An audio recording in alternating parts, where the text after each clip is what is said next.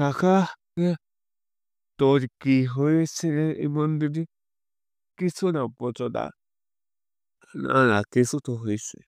এক্ষুনি তো গঙ্গার ডাল তখন মোটর সাইকেল নিয়ে হেই করে যাইতে দেখলুম। কখনো তোর সঙ্গে তো দেখা হয়েছে না এমন? তোকে কি মেয়ে অপমান করেছে? আজ আমিও আর চুপ করে থাকিনি। অনেকদিন ধরে আমি ওদের অনেক অসভ্যতা সহ্য করছি, কিন্তু আজ না। আমি ওই বন্ধুকে উড়িষ্যাদের সামনে একটা চড় মেরেছি।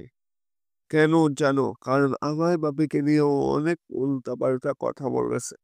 আমার বাবিকে নিয়ে উল্টাপাল্টা কথা বলার ওর সাহসটা হয় কি করে?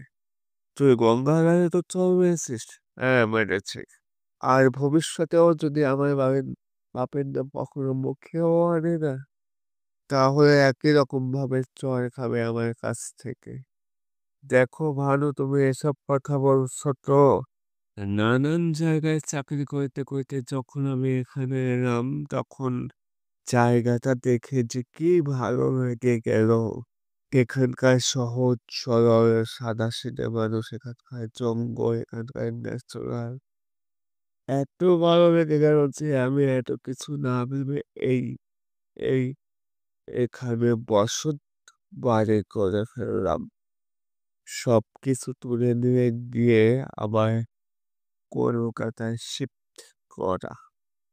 বারে, ও দাদা, আমার বেটি ছাওয়া কলকাতায় ডাক্তারি পড়িবার জন্য যাবে, আর আমি এতে একেলাই পড়ে থাকিব। ভানুমতি, তুমি একটা কথা বুঝতে পারছো না? আমি এখন যদি এখান থেকে বাস গুটিয়ে চলে যাই, তাহলে গঙ্গনা মনে করবে আমি ওদের ভয় আমি এখান থেকে বাস গুটিয়ে চলে যাচ্ছি। কিন্তু সেটা তো ঠিক নয়।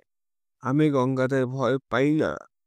আমি ওদের সঙ্গে ফাইট করতে চাই। কিন্তু গঙ্গা মনে রাখুক যে আমি ওদের ভয় না পেয়ে ওরা আমাকে ভয় পাবে। এটাই আমি বুঝাতে চাই।